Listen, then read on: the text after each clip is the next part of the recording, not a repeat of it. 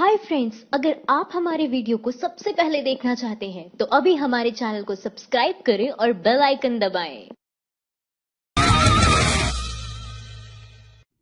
अयोध्या में कार सेवकों पर गोलियां चलाने का मामला, एससी ने मुलायम सिंह पर एफआईआर की याचिका खारिज की। अयोध्या में 1990 में कानून व्यवस्था बरकरार रखने के लिए बेकाबू कार सेवकों पर गोली चलाने के मामले में उत्तर प्रदेश के पूर्व मुख्यमंत्री मुलायम सिंह यादव को सुप्रीम कोर्ट से बड़ी राहत मिली है। सुप्रीम कोर्ट ने मुलायम सिंह के खिलाफ एफआईआर दर्ज करने की याचिका खारिज कर दी है। सुप्रीम कोर्ट ने कहा कि हाईकोर्ट के फैसले के खिलाफ सुप्रीम कोर्ट में अपील करने में देरी हुई है, इसीलिए इसी आधार पर याचिका खारिज की जाती है।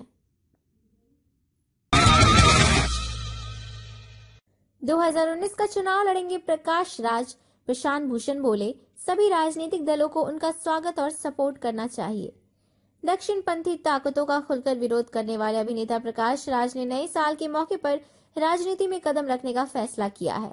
वो 2019 लोकसभा चुनाव में निर्दलीय उम्मीदवार के रूप में लड़ेंगे। इस बात की औपचारिक घोषणा उन्होंने ट्विटर के जरिए की है। उन्होंने कहा, सभी को नए साल की शुभकामनाएं। एक नई शुरुआत, ज्यादा जिम्मेदारी। आने वाले लोकसभा चुनाव में निर्दलीय उम्मीदवार के रूप उतरूंगा। सीट की जानकारी जल्द ही दे दी जाएगी। अब की बार जनता की सरकार। साहेब, दुनिया हंस रही है। 2018 चला गया, 2019 में तो एक लाइव इंटरव्यू दे दो। रवीश कुमार। दक्षिण कोरिया, फिलीपींस, रूस, न्यूजीलैंड, ऑस्ट्रेलिया, बेनिन, वियतनाम के नंबरों से भारत में बैठकर ट्रोल करने वाले बंधुओं, जो नौकरी आप कर रहे हैं वो आपको कहीं नहीं ले जाएगी। आपको भी पता है कि आप नए जमाने से के नए गुंडे हैं। आपने अपने नेताजी की सुविधा से आप सक्रिय होते हैं, मेरा नंबर पब्लिक करते हैं और फिर खुद ही फोन करते रहते हैं। अब मैं फोन तो उठाता नहीं। आप आज दिन भर फोन करते रहे, कई 100 नंबरों से फोन आए। आपको क्यों लगता है कि साहब की राजनीति की सुविधा के हिसाब से मुझ पर दबाव बना लेंगे? आप लोग कुछ दिनों से चुप थे, राफेल पर बोलती बंद थी। अभी लगता है कि आप लोगों को काम पर लगाया गया है। प्रोपेगेंडा करने के लिए बहुत से चैनल हैं। मोदी जी के इंटरव्यू से साबित हो गया कि 2019 में उनका झोला उठाने का वक्त आ गया है। एसपी नेता। प्रधानमंत्री नरेंद्र मोदी पर आरोप है कि वो सरकार का विरोध करने वाले पत्रकारों को इंटरव्यू नहीं देते। हालांकि अपने 4.5 साल के कार्यकाल के दौरान पीएम मोदी ने कई इंटरव्यू दिए, लेकिन उन पर आरोप लगे कि वो इंटरव्यू पूर्व निर्धारित थे। नए साल 2019 का सबसे पहला इंटरव्यू पीएम मोदी ने समाचार एजेंसी ANI की एडिटर स्मिता प्रकाश को दिया। इस इंटरव्यू पर सवाल उठ रहे हैं कि पीएम मोदी के जवाब कुछ स्मिता प्रकाश ने दिए तो कुछ खुद पीएम ने। राफेल पर पत्रकार स्वाति चतुर्वेदी बोली, रक्षा मंत्री के जवाब वित्त मंत्री देता है, पीएम संसद में मौजूद नहीं रहते। कमाल है। आज जब कांग्रेस अध्यक्ष राहुल गांधी राफेल मामले में लोकसभा में बोल रहे थे तो कायदे से प्रधानमंत्री मोदी को सदन में मौजूद होकर देश के सामने सच बताना चाहिए था। क्योंकि ये मामला रक्षा सौदे का है तो रक्षा मंत्री को भी सदन में राहुल गांधी के आरोपों का जवाब देना चाहिए था। लेकिन विडंबना देखिए कि ना पीएम मोदी लोकसभा में मौजूद थे और न ही रक्षा मंत्री निर्मला सीतारमण ने सरकार की ओर से मोर्चा संभाला, बल्कि जो जवाब सदन में रक्षा मंत्री को देना चाहिए था उन सवालों के जवाब दे रहे थे वित्त मंत्री यानी अरुण जेटली। ये सामूहिक चिता देश के आदिवासियों की है, जिनका गुनाह था कि उन्होंने अपनी जमीन की लड़ाई लड़ी। आज से ठीक 13 साल पहले यानी 2 जनवरी 2006 को ओडिशा के कलिंग नगर में प्रदर्शन कर रहे आदिवासियों पर पुलिस ने जमकर गोलियां दागी थी। एक पूंजीपति के पूंजी की रक्षा में की गई इस पुलिसिया बर्बरता ने 14 आदिवासियों की जान ले ली थी। टाटा कंपनी की सुरक्षा और आदिवासियों को बेदखल करने की कोशिश में जब 14 आदिवासियों मारे गए तो अगली सुबह राज्य के पुलिस महानिरीक्षक बीबी मिश्रा ने कहा, हालात अब नियंत्रण में है। 1947 में दंगाइयों ने बाबरी मस्जिद में राम की मूर्ति रख दी। आजादी मिलते ही देश नफरत का गुलाम हो गया। एक युवक से फोन पर बातचीत हुई, वो राष्ट्रीय स्वयंसेवक संघ से जुड़े रहे। बहुत लंबी बातचीत में उनकी कई शंकाओं का समाधान हुआ। मैंने उन्हें संघ के सांस्कृतिक पुनरुत्थान के षड्यंत्र के बारे में बताया। संघ कहता है कि हमें भारत का स्वर्ण युग वापस लाना है, लेकिन भारत में कोई स्वर्ण युग था ही नहीं। भारत के अतीत में दास प्रथा है, भारत के अतीत में जात पात है, भारत के अतीत में औरतों की गुलामों जैसी हालत है। राफेल जैसा ऑडियो अगर अगस्ता सौदे में सामने आ जाता तो मोदी पूरे नेहरू परिवार को चोर बता देते। आचार्य। राफेल डील से जुड़ा एक ऑडियो सामने आया है। ऑडियो में गोवा के स्वास्थ्य मंत्री विश्वजीत राणे को यह कहते हुए सुना जा सकता है कि मनोहर पर्रिकर के बेडरूम में राफेल डील की सारी फाइलें हैं, इसीलिए उनका कुछ नहीं कर सकता। यह ऑडियो कांग्रेस ने जारी किया है। कांग्रेस के मुताबिक कुछ दिन पहले गोवा में कैबिनेट की बैठक में गंभीर रूप से बीमार मुख्यमंत्री पर्रिकर शामिल हुए थे। गोवा के मंत्री राणे से बातचीत से साफ है कि गहमागहमी के बीच सीएम मनोहर पर्रिकर ने कथित रूप से कहा है कि कोई उनका कुछ नहीं कर सकता और राफेल की सारी फाइलें उनके पास है। राफेल ऑडियो लीक पर बोले कांग्रेस नेता, क्या मनमोहन पर्रिकर पीएम मोदी और अमित शाह को ब्लैकमेल कर रहे हैं? नया साल तो आ गया ही, मगर केंद्र की भाजपा सरकार की पुरानी गलतियां अब भी उनका पीछा नहीं छोड़ रही। नए साल के दूसरे दिन कांग्रेस ने राफेल सौदे को लेकर एक ऑडियो जारी किया है। इस ऑडियो में गोवा सीएम को लेकर बयान है कि उनका कोई कुछ नहीं कर सकता। राफेल की फाइल उनके कमरे में रखी है। यह ऑडियो सामने आने के बाद कांग्रेस अध्यक्ष राहुल गांधी ने प्रधानमंत्री पर हमला बोलते हुए कहा कि प्रधानमंत्री में हिम्मत नहीं कि वे राफेल मामले में प्रधानमंत्री संसद में आकर कुछ बोल सके। वंदे मातरम पर कांग्रेस का विरोध कर रहे बीजेपी कार्यकर्ताओं ने कराई फजीहत, मीडिया के सामने नहीं गा सके राष्ट्रगीत। मध्य प्रदेश सचिवालय में सूबे की नई सरकार द्वारा वंदे मातरम न गाए जाने से नाराज बीजेपी कार्यकर्ता इसके खिलाफ प्रदर्शन कर रहे हैं। बीजेपी का कहना है कि कांग्रेस को वंदे मातरम गाने में शर्म आती है, इसीलिए उसने सचिवालय में 13 सालों से गाए जा रहे इस गाने को बंद कर दिया। बीजेपी ने यह भी आरोप लगाया कि कांग्रेस को वंदे मातरम के शब्द नहीं आते, इसीलिए वह इससे बचने की कोशिश कर रही है। सूबे के पूर्व मुख्यमंत्री शिवराज सिंह चौहान ने ट्विटर के जरिए कहा है कि अगर कांग्रेस को राष्ट्र गीत के शब्द नहीं आते हैं या फिर राष्ट्रगीत के गायन में शर्म आती है तो मुझे बता दे। हर महीने की पहली तारीख को वल्लभ भवन के प्रांगण में जनता के साथ वंदे मातरम मैं गाऊंगा। लोकसभा में राफेल को लेकर मोदी पर भड़की शिवसेना, कहा अगर सरकार साफ है तो जेपीसी जांच से क्यों डर रही है। लोकसभा में 2 दिसंबर को राफेल डील को लेकर काफी बहस हुई। केंद्र की मोदी सरकार ने जहां इसे देश की सुरक्षा का मुद्दा बताया, वहीं विपक्ष ने सरकार को घेरते हुए इस मामले में जेपीसी की मांग की। विपक्ष के साथ ही बीजेपी की सहयोगी शिवसेना ने भी इस मुद्दे को लेकर सदन में सरकार पर जमकर हमला बोला। शिवसेना सांसद अरविंद सावंत ने सवाल खड़े करते हुए कहा कि अगर सरकार इस मामले में साफ है तो जेपीसी से क्यों डर रही है। फिर से सुप्रीम कोर्ट पहुंचा राफेल विवाद, प्रशांत बोले कोर्ट को गुमराह किया गया, इस बार फंसेंगे मोदी। राफेल डील पर 14 दिसंबर को आए सुप्रीम कोर्ट के फैसले पर सुप्रीम कोर्ट में पुनर्विचार याचिका दायर की गई है। पूर्व केंद्रीय मंत्रियों और पूर्व भाजपा नेता अरुण शौरी और यशवंत सिन्हा समेत वरिष्ठ वकील प्रशांत भूषण ने ये पुनर्विचार याचिका डाली है। तीनों ने नए साल पर पीएम मोदी के दिए इंटरव्यू के एक दिन बाद ये याचिका डाली है। इसमें कहा गया है कि जो फैसला 14 दिसंबर को सुप्रीम कोर्ट ने दिया था वो मोदी सरकार के कोर्ट में दिए बिना दस्तखत के सील बंद नोट में किए गए गलत दावों पर आधारित था, इसीलिए मामले में सुप्रीम कोर्ट अपने फैसले पर पुनर्विचार करे। महिला को गोली मारने के आरोप में बाहुबली बीजेपी नेता गिरफ्तार, छापे में पुलिस को भारी मात्रा में मिले हथियार।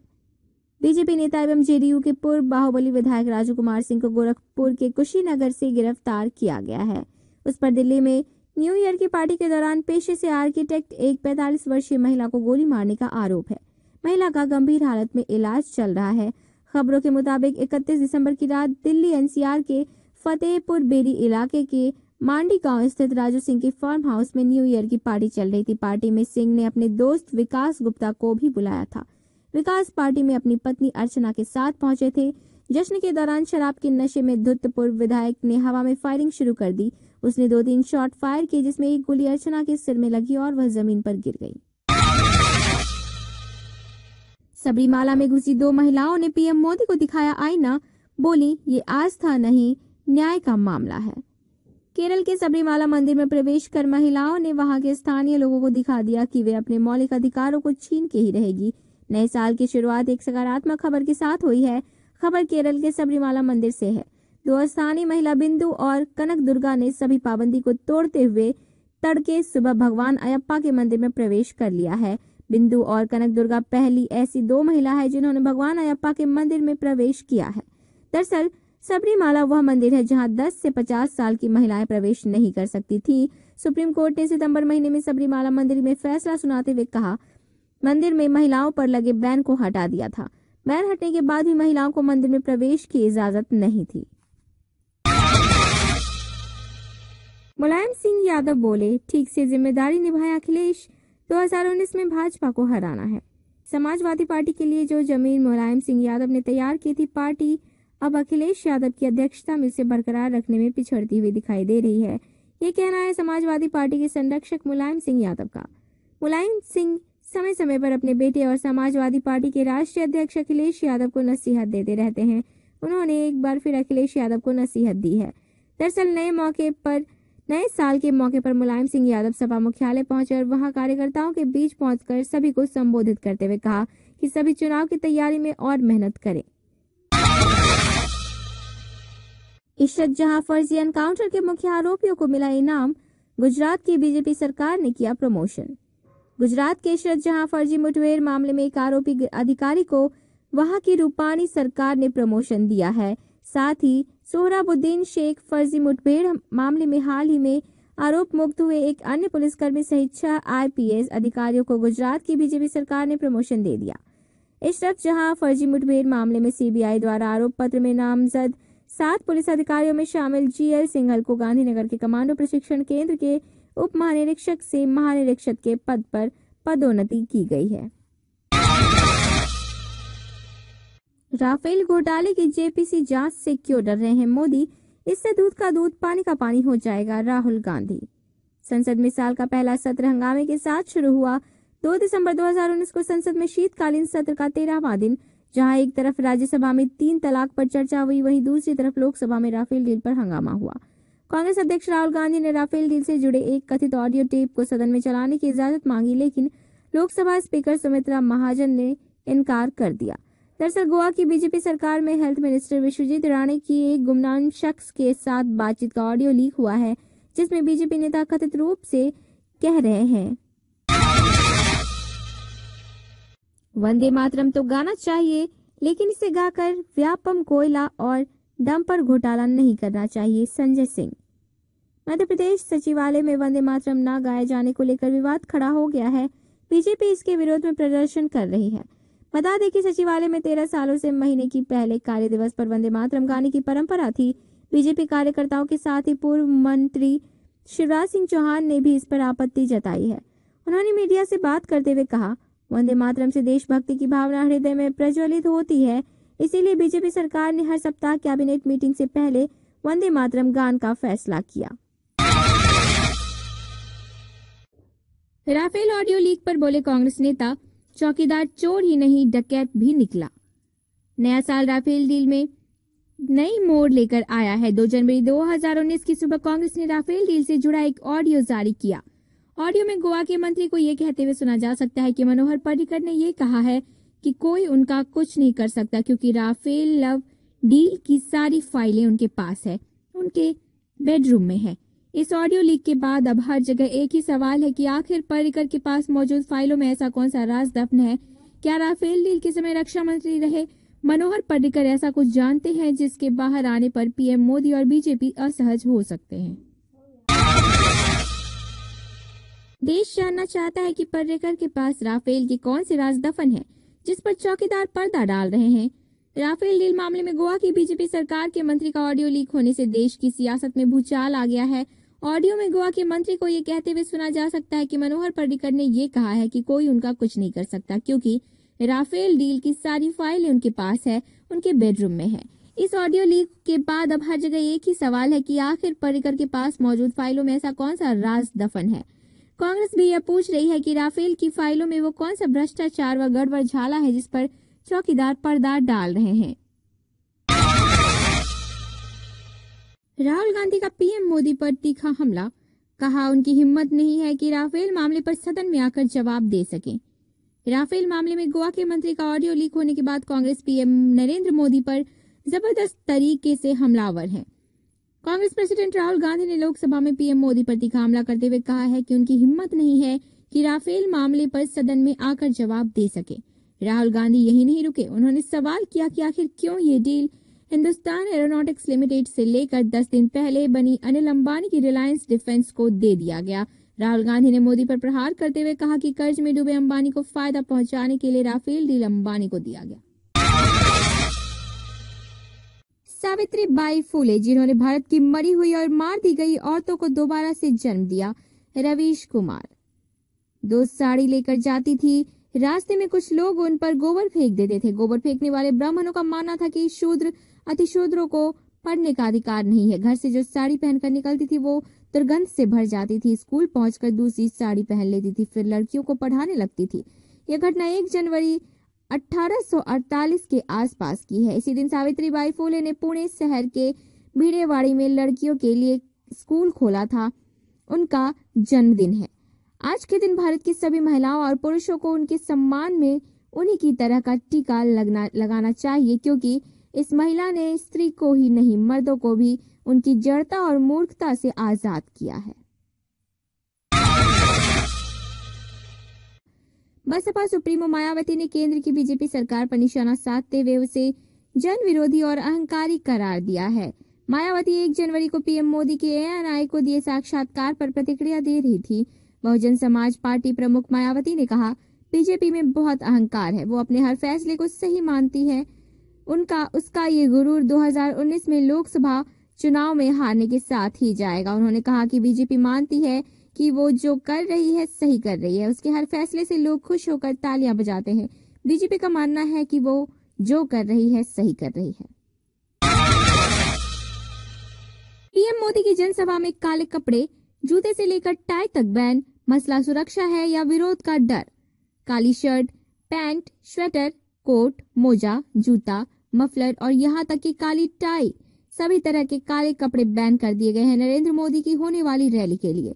अगर आप झारखंड में हैं और 5 जनवरी को पीएम मोदी की मोदिनीपुर में होने वाली रैली में शरीक होने की सोच रहे हैं तो जरा सावधानी बरतिएगा और किसी भी तरह के काले पोशाक में वहां मत जाइएगा, वरना लेने की देने पड़ जाएंगे।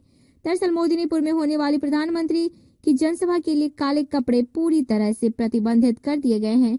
प्रशासन ने बाकायदा एक प्रेस रिलीज जारी कर इसी सूचना दी है। 1993 में मुलायम काशीराम ने बीजेपी को रोका था। अब 2019 में अखिलेश और मायावती बीजेपी को खत्म कर देंगे। सुनील सिंह यादव। 2019 लोकसभा चुनाव के लिए कुछ ही समय शेष है, इसीलिए देश की राजनीतिक सरगर्मियां बढ़ती जा रही हैं। सत्ताधारी भारतीय जनता पार्टी चौतरफा घिरती जा रही है और उस पर हमले लगातार तेज होते जा रहे हैं। दिसंबर 2018 में मध्य प्रदेश, छत्तीसगढ़ और राजस्थान में मिली बड़ी जीत के बाद कांग्रेस उत्साहित है। वहीं दूसरी तरफ सपा और बसपा गठबंधन चुनौती दे रहा है। इस महागठबंधन का 2019 के चुनाव में क्या असर होगा, इसी पर समाजवादी पार्टी के प्रवक्ता और अखिलेश यादव के खास जाने माने वाले सुनील सिंह यादव से बातचीत की गई। 3 तलाक बिल लाने वाले मोदी को जसोदाबेन को छोड़ने की सजा क्यों नहीं हो सकती? मीडिया को यह भी पूछना चाहिए। लोकसभा से 3 तलाक बिल को हरी झंडी मिलने के बाद अब राज्यसभा में भी इसे पास कराने को लेकर केंद्र की मोदी सरकार जद्दोजहद कर रही है। विपक्ष यहाँ भी इस बिल का विरोध कर रहा है और इस बिल को प्रवर समिति को भेजने की मांग कर रहा है। दरअसल विपक्ष बिल में 3 तलाक को आपराधिक मामला बनाने और 3 साल की सजा के प्रावधान के खिलाफ है, लेकिन सरकार अपने प्रस्ताव पर अडिग है।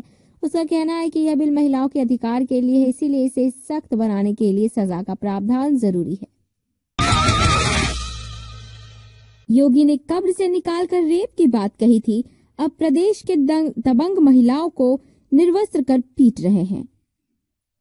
भदोही जिले के गोपीगंज इलाके में छेड़खानी का विरोध करने पर कुछ लोगों ने महिला के घर में घुसकर कथित तौर पर मारपीट की और उसे बिना कपड़ों के पूरे गांव में घुमाया। और योगी आदित्यनाथ की नकारा पुलिस ने उल्टा पीड़ित महिला और उसके पति पर ही मामला दर्ज कर दिया। खुद सर से पांव तक भगवा कपड़े में लिपटे सीएम योगी आदित्यनाथ को अगर इस बात का एहसास होता कि किसी औरत को नग्न घुमाया जाना क्या होता है तो शायद यूपी का ये हाल नहीं होता। कानून व्यवस्था को छोड़ जब राज्य के मुखिया का दिमाग जब अली बजरंग बली करने में मशगूल रहेगा तो प्रदेश का ये हालत होना लाजमी है। बहरहाल भदोही के गोपीगंज इलाके में रहने वाली और बुनकर का काम करने वाली 32 साल की एक औरत बुनकरों के लिए कपड़े बुनने वाला शिल्पी कार्ड बनवाने गई थी। वहां लालचंद यादव नाम के एक आदमी ने उसके साथ छेड़खानी की। बीजेपी नेता की अध्यक्षता वाली संसदीय समिति ने कहा, किसानों को नहीं मिलते फसल बीमा योजना के पैसे और समय पर बीज। प्रधानमंत्री फसल बीमा योजना के तहत मोदी सरकार ने बदहाल किसानों की दोगुनी आय करने जैसी अन्य योजनाएं लागू की है। लेकिन प्रधानमंत्री फसल बीमा योजना की शुरुआत में ही गड़बड़ी होने के बाद अब संसद की एक समिति ने कहा है कि सरकार द्वारा चलाई जा रही फसल योजनाओं में पारदर्शिता की कमी सहित कई समस्याएं व्याप्त की गई हैं। साथ ही समिति ने सुझाव दिया है कि ज्यादा से ज्यादा किसानों को फसल बीमा योजनाओं की ओर आकर्षित करने के लिए इन योजनाओं के लिए पर्याप्त पूंजी आवंटन करने की जरूरत है। कश्मीर की तरह यूपी में पत्थरबाजों से निपटने के लिए मोदी सेना को क्यों नहीं बुला रहे, अलका लांबा। उत्तर प्रदेश में भीड़ इतनी बेखौफ हो चुकी है कि अब वह कानून के रखवालों की जान ले रही है। बुलंदशहर में इंस्पेक्टर सुबोध कुमार की हत्या के बाद अब भीड़ ने गाजीपुर के एक पुलिसकर्मी को बेरहमी से पीट कर मार डाला।